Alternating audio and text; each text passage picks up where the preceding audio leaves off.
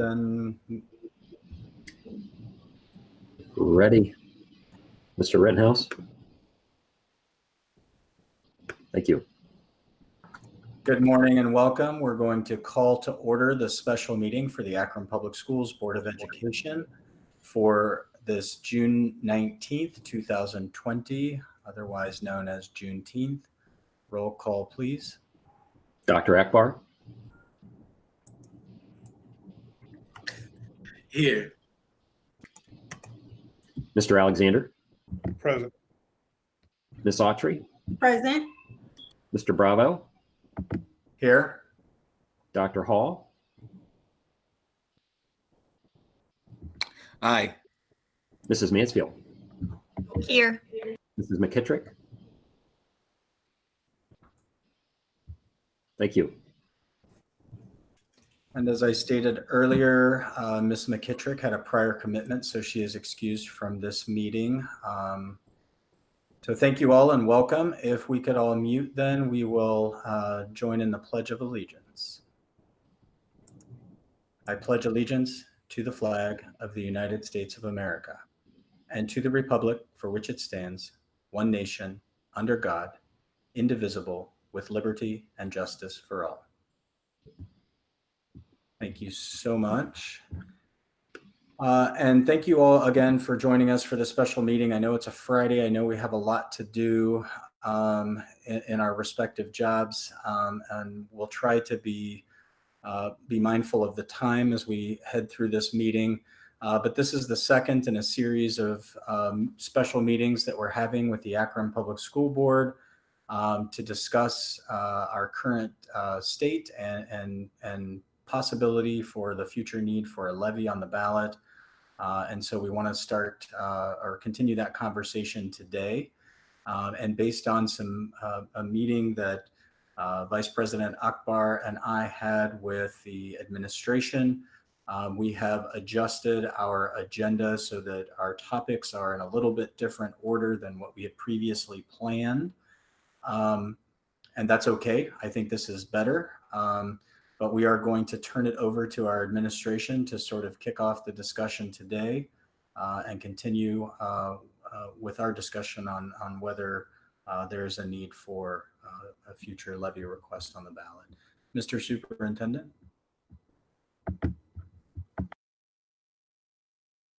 You're muted, Mr. Superintendent. There we go. It's hard when you're splitting the screen on a Chromebook.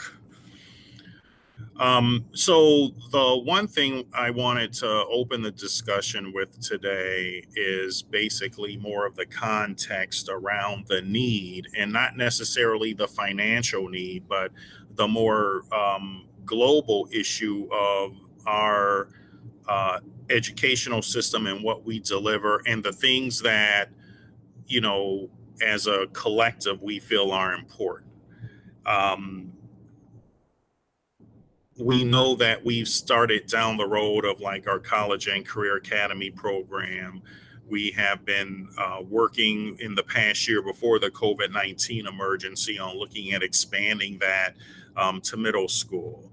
We've learned some things from COVID-19, you know, just in terms of online learning, and there seems to be a desire with a segment of our population to continue that. How can we improve it?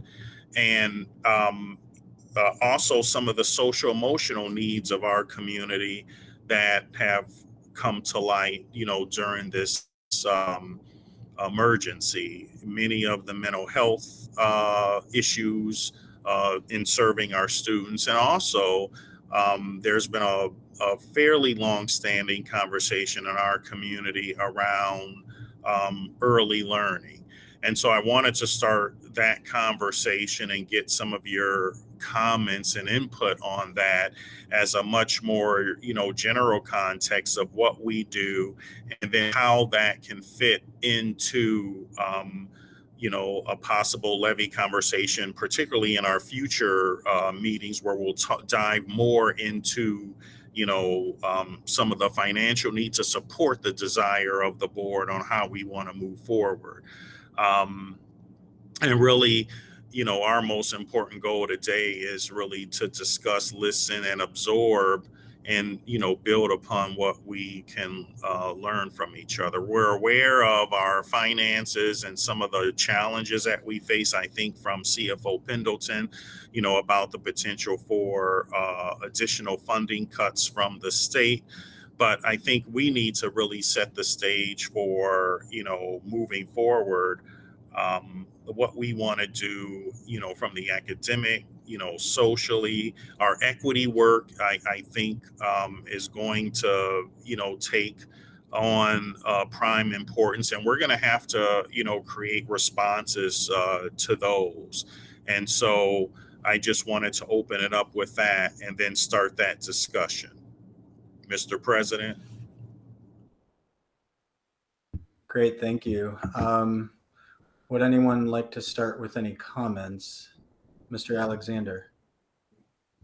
Yeah, I was just listening to what the Superintendent James was saying, Dr. James, and I think we do need to, if we talk about putting a levy on it, we need to talk about the college and career academies and how we sustain those and the benefits that the kids gain from being in the college and career academy.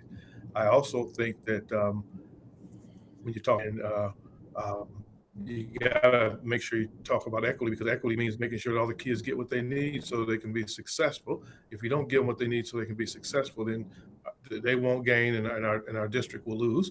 And then we also we talked about this, and I know we're going to do this a little while ago. We kind of got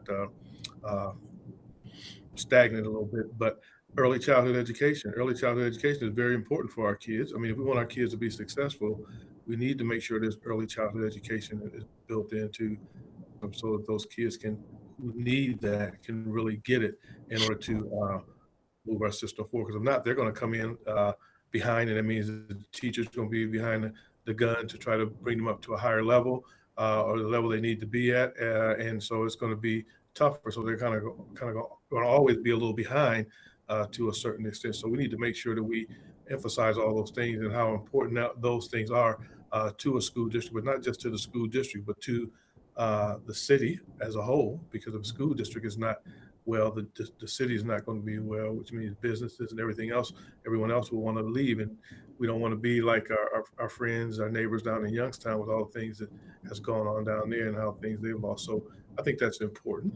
Thank you, Mr. President.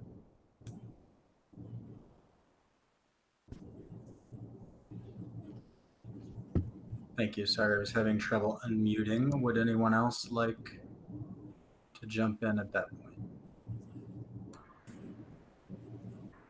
Ms. Autry. Thank you, Mr. President. Thank you, Dr. James. I was happy to hear you say that it's just not about our financial needs. It is much more than that. So I appreciate you mentioning that. All of those items that you touched upon, I think, are a great priority that we should be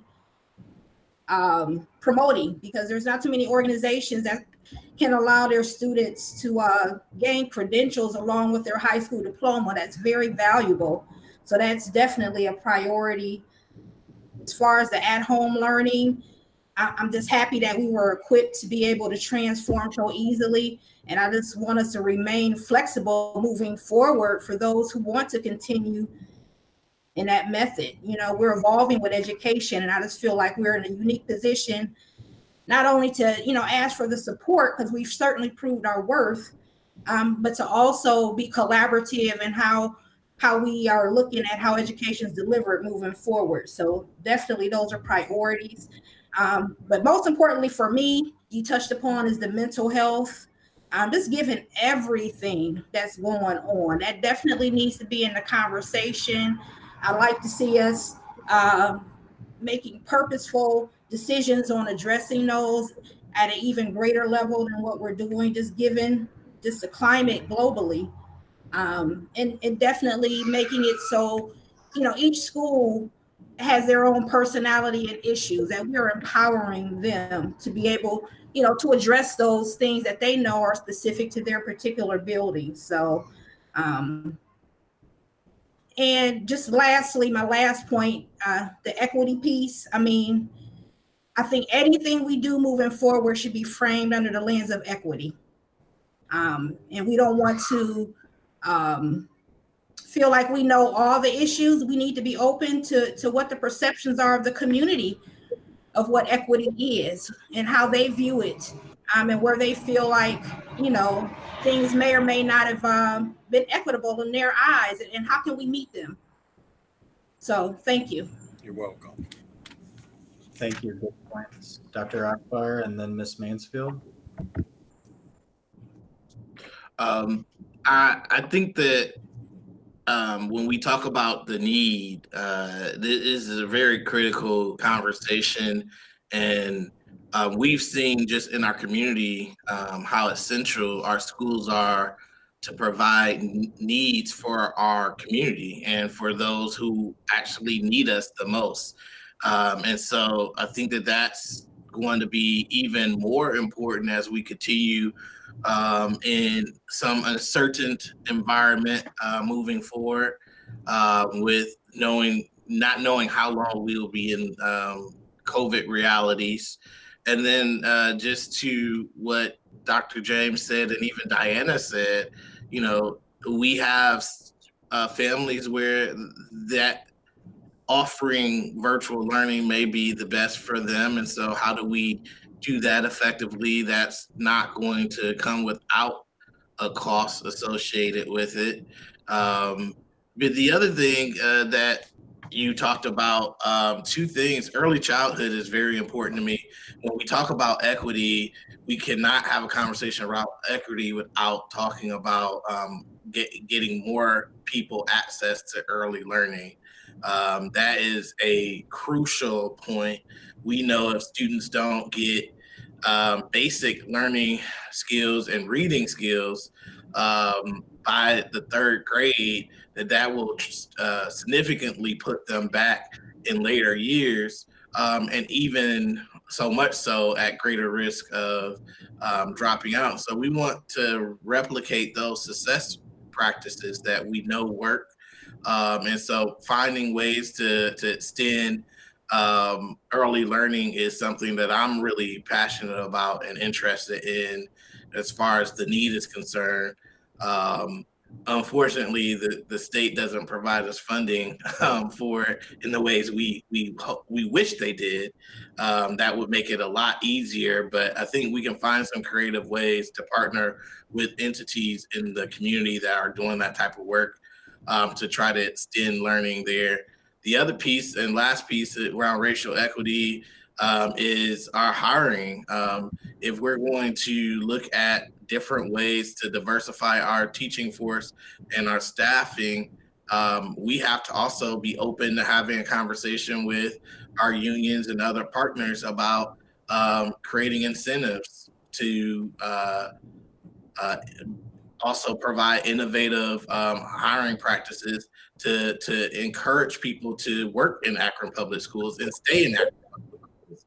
So those are all things that are that's going to require some additional funding, and also rethinking how we fund those type of initiatives. So I think that that's a part of the need as well. Good, thank you. Ms. Mansfield? Good morning, everybody.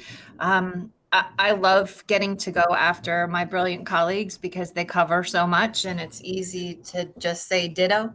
So there are a lot of things I would say ditto to. I think that the superintendent brought up such a good point with the social emotional learning and the mental health piece that's going to come out of this world that we're currently finding ourselves in. I know when I go to bed at night, there's a lot that's keeping me awake, and I have some coping skills that I've learned over the years. I can't imagine what it's like if you're 7 right now. I can't imagine what it's like if you're in crisis and your family doesn't have work and you're watching television and seeing people that look like you killed in front of your eyes. And I can't imagine what it's like to be afraid of even getting sick. So I think we're going to have to really be ready. And I know our team has been working hard on creating the best environment when we come back. But I think that we don't have to look far for models because we've already been working on that. And that's what we have. One of the reasons we have the I Promise School is that we could take what we've learned there and take it out to our other schools. And we know that some of those things come at an additional cost. And we know that if we're going to do it right, we have to meet those kiddos where they are. I keep thinking of the ones we saw in the documentary, right? Those are faces that are seared into my brain, and they're just representative of not just the students at the I Promise School, but the students all over Akron Public Schools who, you know, didn't necessarily meet all of the criteria to get in and didn't make it in the lottery. There are thousands of them that have those needs. So taking models that we already have, and the community loves it, right? They love the I Promise School. How do I get my kid into the I Promise School? Love that LeBron school. We get stopped all over the country, asked about it. So hopefully taking a lot of what we've learned there, whether it's the extended calendar, the extended day, working with our communities to figure out what that could look like, without costing a whole lot more money, but with seeing the vital importance of it, especially with the strive for social justice and just dealing with all we're dealing with. So I hope that we can really look at what those crucial needs are going to be, and maybe look to the models that we're finding great success with. That's where I'll leave it. Mr. President, this is Dr. Hall. If I could just weigh in. First, I had an internet snag and kind of lost the first part of this conversation. I just want to make sure that I have the question right. So we're talking through sort of the global and community issues, sort of kind of a list of items that we've heard as being community and needs. Is that where we're at? Yes, I think that's close. So I was able to hear most of the comments that were made. So don't want to be redundant and would echo Ms. Mansfield's commentary about. I think you've all covered most of the things I was going to say. I guess the one thing I would add would be I also don't want to lose sight on ensuring that we've got really thinking through how do we expand and sort of flesh out, if you will, our gifted and talented programs as well. So that'd be the other sort of bullet point that I think that we don't want to lose sight of here, especially as we look to with Portage Path, for example, adding on the IB program there. I think there's a real opportunity here, to start to look at other parts of town besides the west side, as other spots to sort of roll out some of these gifted and talented. So that'd be kind of what I would add to what you all have already said. Good, thank you. And I would want to echo Ms. Mansfield on expanding a lot of our best practices. From my vantage point, we have so many of those, including the I Promise School, and what a tragedy I think it is, even in the 21st century, that some of our kids receive services based on a lottery. That it's not available to all who need it necessarily, but we also understand that those additional wraparound resources and programs require additional funding. But we do need to expand on some of those best practices. We've seen the results early on already, some of the I Promise results, and they're promising. But if we could provide that to more of our kids and not just based on a lottery, would be fantastic. To Ms. Autry's point, I love the fact that I see in the restart committees that we have one dedicated to mental health. And I tried to jump in on that one for a few minutes this past week, but I just caught the tail end of it as they were wrapping up. But I love that we're thinking about that.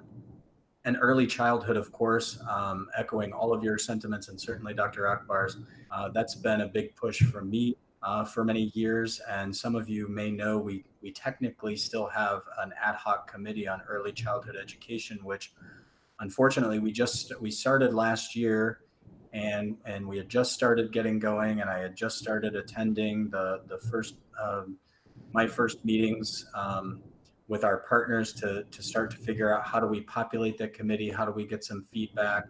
And then we got into this year, and then COVID hit, and things have been stalled. I would love to see any efforts moving forward that we have on building up early childhood education. And to Dr. Akbar's point, I mean, if you're going to talk about equity, I mean, you can't get any more granular on equity than providing early childhood education to every kid in this community.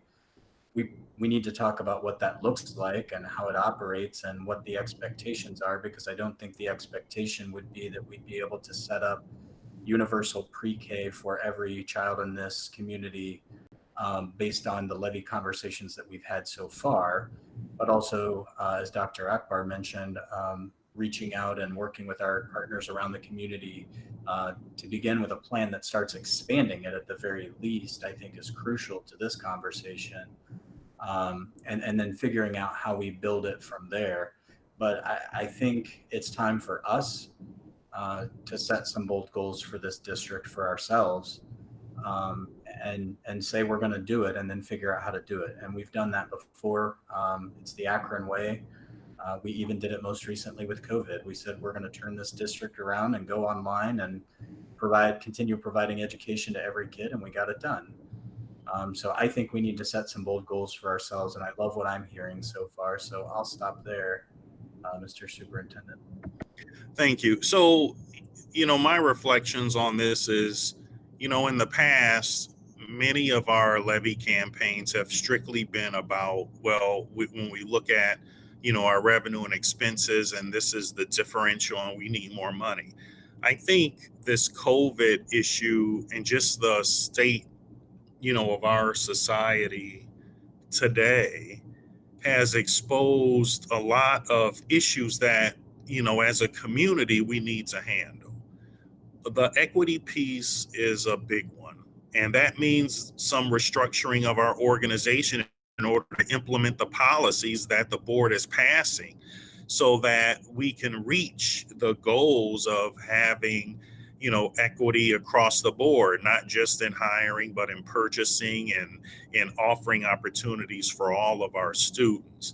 I think, in terms of our educational programs, making sure, as Mrs. Autry referenced, the fact that our kids can get, various credentials, when they graduate. We also have opportunities, working with the chamber, with our local businesses. There's a lot of conversations in our community where we're already working on many of these issues, but I don't think everyone realizes how interconnected these are.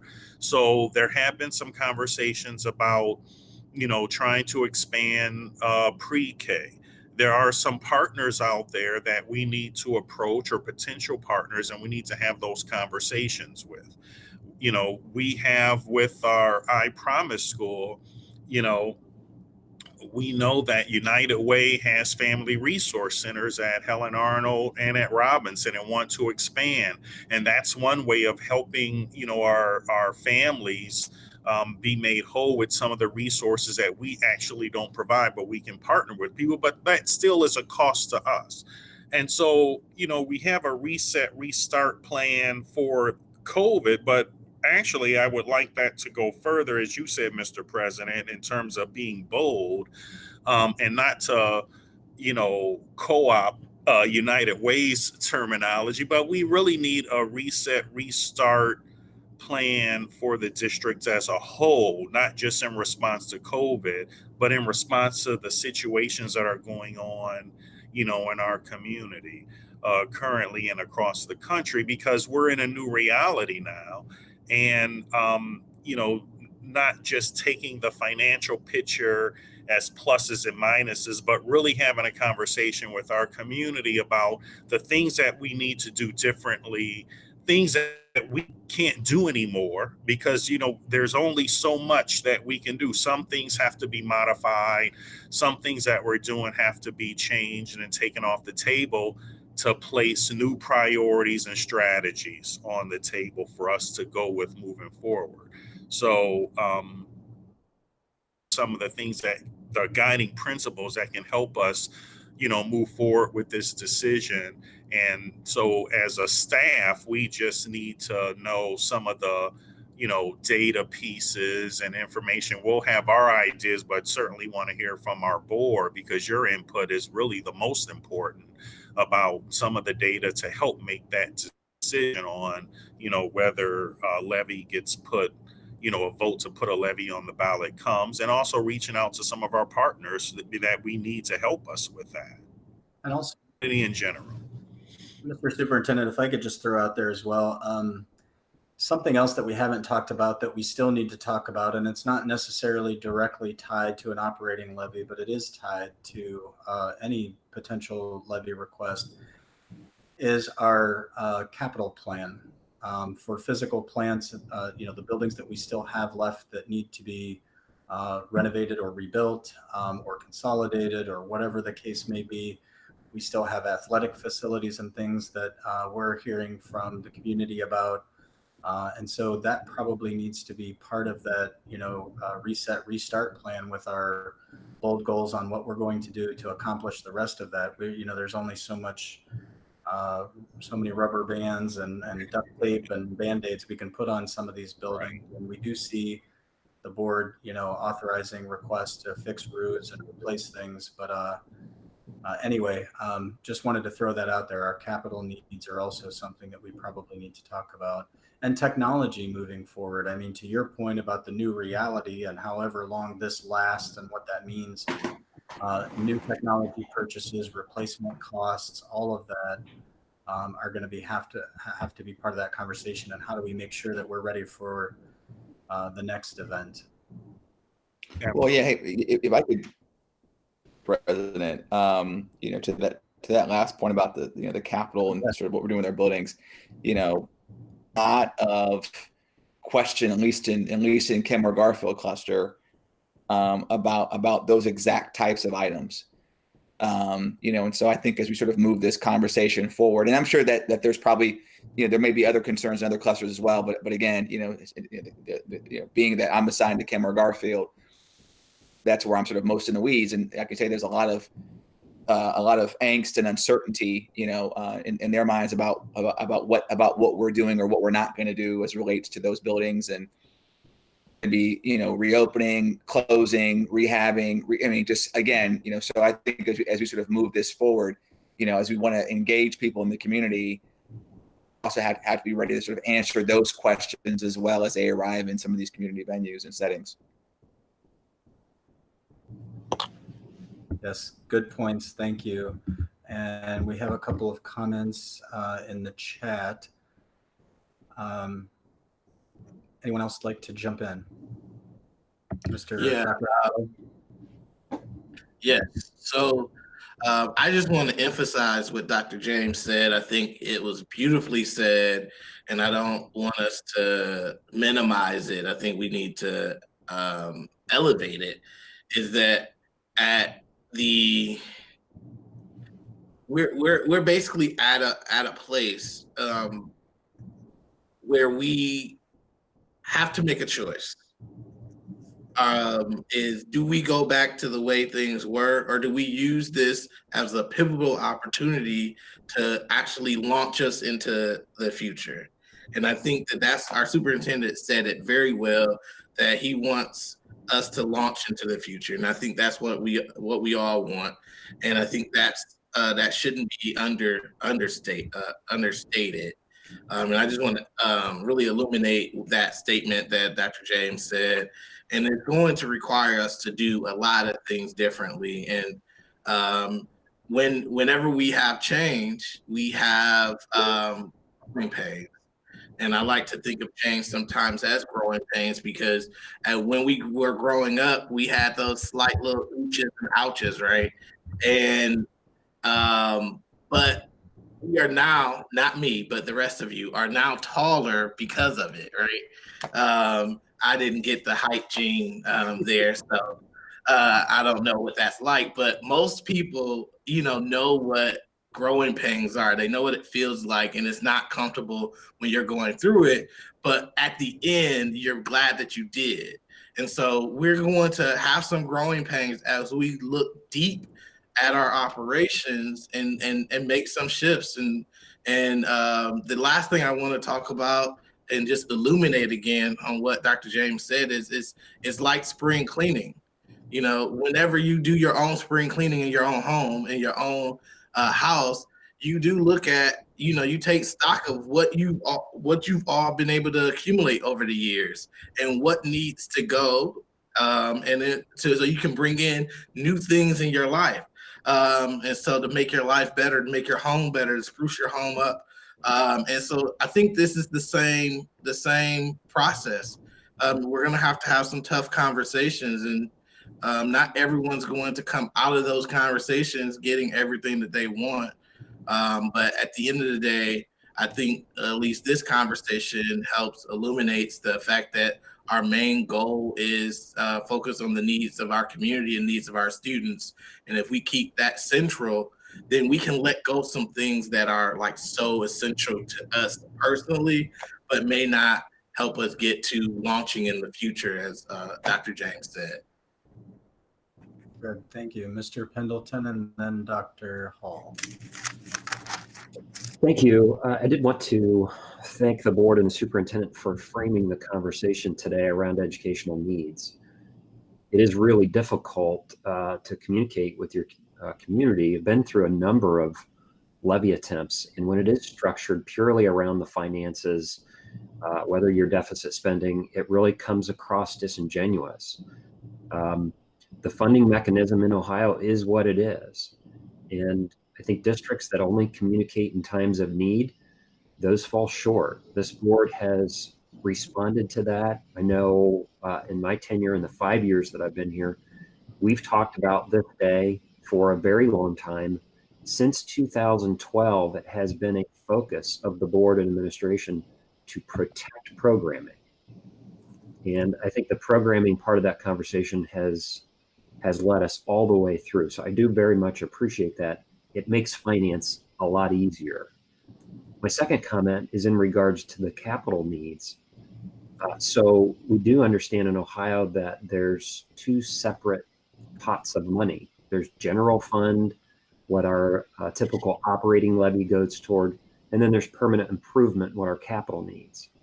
While there is a need, or at least a global high level need, and we're kind of ending our cycle of when we need operating funds, if we're not able to address our operating needs, we will have to address our capital and permanent improvement needs through our general fund. And the best way that I can explain is that that money is taken away from the classroom. When we repair a roof, when we do a building upgrade or a needed upgrade, or HVAC or a boiler, it takes away from the classroom. So again, just want to frame that and follow along with how you've set today's discussion up around protecting educational programming.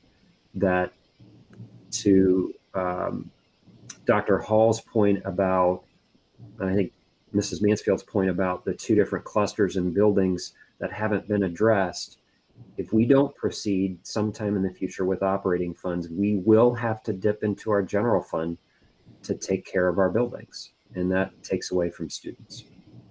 Thank you, Mr. President. Thank you, Mr. Pendleton. Dr. Hall. Yeah, thank you, Mr. President. So, I agree with the comments and sentiments conveyed and shared by Dr. James and Dr. Akbar. And I think Dr. Akbar was kind of reading my mind a bit, with his comments as well. In that, I think that we do have to take stock and take inventory of sort of the entire house, and then prioritize sort of what are the key. And it might be what are the key 3 to 5 things, right? I think the beauty in what they did was its simplicity, right? I mean, they took, they didn't try to boil the ocean. They kind of took stock, took inventory, and said, okay, there's 1,000 things that we could be working on, or just to work on 1,000 things. We don't have the manpower to work on 1,000 things, and woman power as well, right? To work on 1,000 things. And so they worked, to really kind of think about, all right, well, if we are, where are the biggest opportunities for our effort, as in, i.e., biggest bang for our buck? And so I think that's the conversation. And as we've talked about treat in place, I think that's probably as well to maybe have some of this conversation, as well as that. No one's suggesting this. I get that, but I just don't want us to fall into the trap of, trying to boil the ocean. What we need to do is kind of take stock, take inventory, I think, as Dr. Akbar kind of mentioned, and then say, hey, listen, like, what are the top 3 to 5 things we think we can do, what we've got. And then that becomes tied to the levy conversation, because again, the levy, you would hope, would allow us to expand upon that list of 3 to 5 things. Now, maybe it becomes 7 to 9 priorities as opposed to 3 to 5, right? So, I mean, so I agree that, as you guys have heard me say multiple times, now is the time for action, so an environment and an activated community, both locally, state, and federal. I think we're all activated now, and there's very real, we have to capitalize on it, strike while the iron is hot. So those are my comments. And again, I'm just very grateful to you as we sort of move this forward. Thank you, Dr. Akbar. Anyone else like to jump in? Or thank you, Dr. Hall. Dr. Akbar, it looks like you have something. I was gonna say, wow, I haven't got taller. No, but and you got better looking too. Hey, that's debatable. But to stay on topic, Patrick, myself, Ellen, and Dr. McWilliams-Woods and Dr. James had a conversation last week about how do we move this forward, when we talked about the next steps with the levy discussions, right? And so one of the things that we talked about is the district has already started a process of looking at, thinking of a new strategic plan and new goals, and bringing us into that process. And so that's something that we talked about, possibly having a retreat to go through that process sometime before the school year started. So your points, Dr. Hall, are right on target with what we've literally just discussed on Monday. Thank you. And I'll just echo that, Dr. Akbar, I think you were reading my mind this time, because I was going to mention something about that as well, because we're having a really good discussion here about what we're hearing around the community, what each of us kind of brings to the table in terms of our own desires as to where we'd like to see the district go. I'd love to be able to have a follow-up conversation about this and boil those down to some of our own bold goals as to where we'd like to see this district go. And stealing from Dr. James again, because I like that also, launching us into the future. And maybe there's something to be built around that between the conversations we're having now and the ones that we had where we talked about having a retreat. So I think that'd be great. Who else has something they'd like to contribute before I give it back to Dr. James? Okay. So, Mr. President, I'd like to give, I like to use my example of the type of work that we need to engage in. And I would highly suggest that, the board work on getting a retreat sooner rather than later, because I even have an annual retreat with my staff. And a lot of times the work that comes out of the board retreats informs what I do with my staff.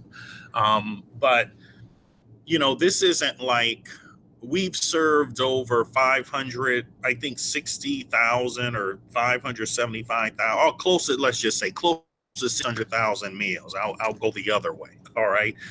During the pandemic. And, I know Laura Kepler, who runs Shell Nutrition, will probably kill me when I say this, but it's complicated, but it's technical work. We know how to do that. Okay. And we know how to do it well.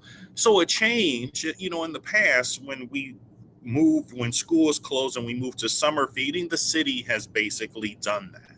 Well, this year we're working with the city so that, we're doing a large portion of it within Akron. I think the city's doing the other areas that are outside of Akron because it's been a countywide program.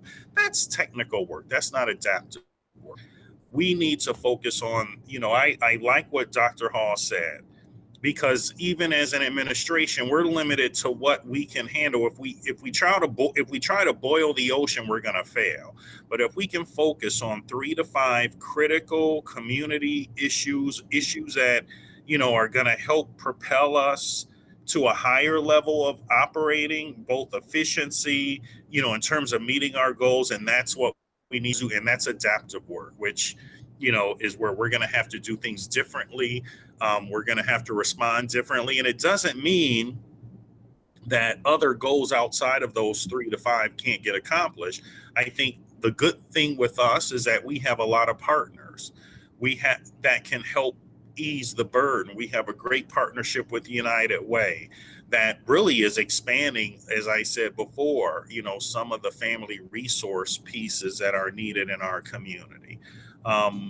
We have, of course, a large business community that's helping us with college and career academies and other areas.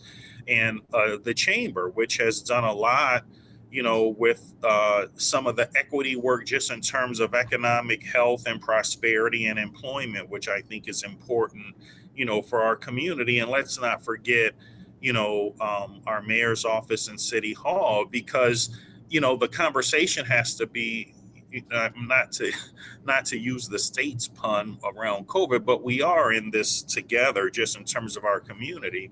And so, my desire is to really have our staff work and help, together with the board, and how we can actually get to this, more bold vision for the district in light of everything, that we're faced. It's just, it's even affected me, looking at some of our recent events with our students, and there's a lot. I mean, back to Mrs. Autry's point about, mental health services. I know there are some conversations about, police and schools and things like. There's a lot of conversations we need to have. That's why I would highly recommend, a board retreat sooner than later. So with Dr. McWilliams-Woods, Mr. Pendleton, and myself, we can really get, more information from you on how, for long term, how you want to proceed with that. And then that helps inform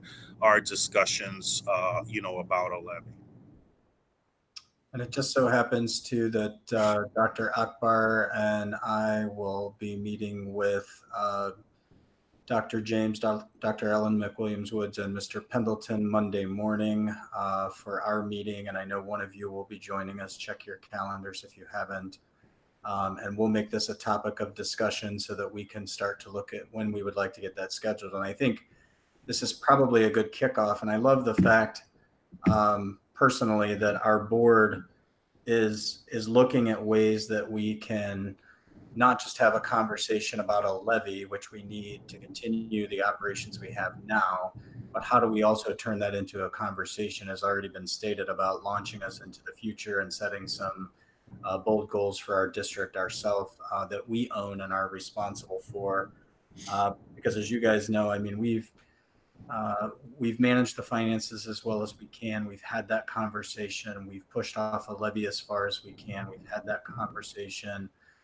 There is a need, but we can do more. And I think we've made that abundantly clear today, whether that's with hiring practices, whether that's with capital needs, whether that's with curricular needs.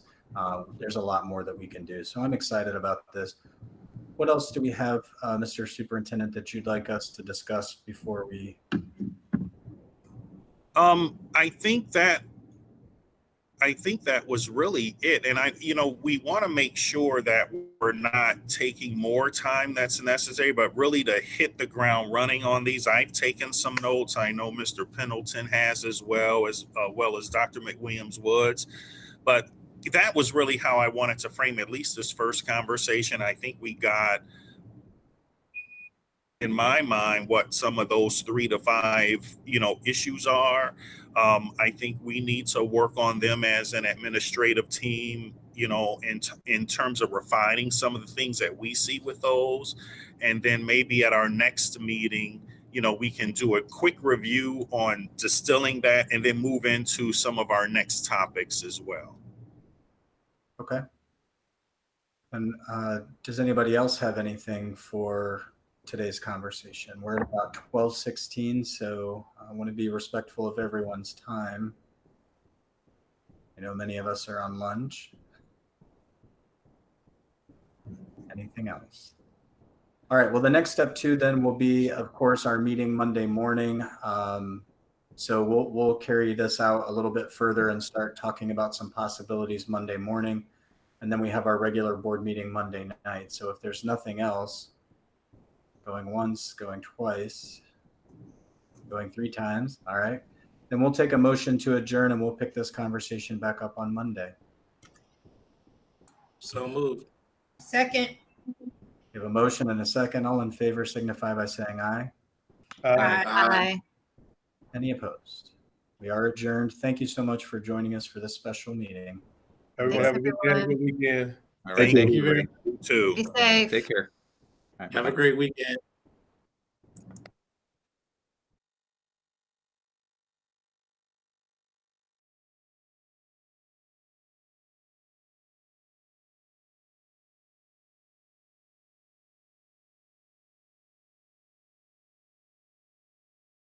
Safe. Take care. All right, Have bye-bye. a great weekend.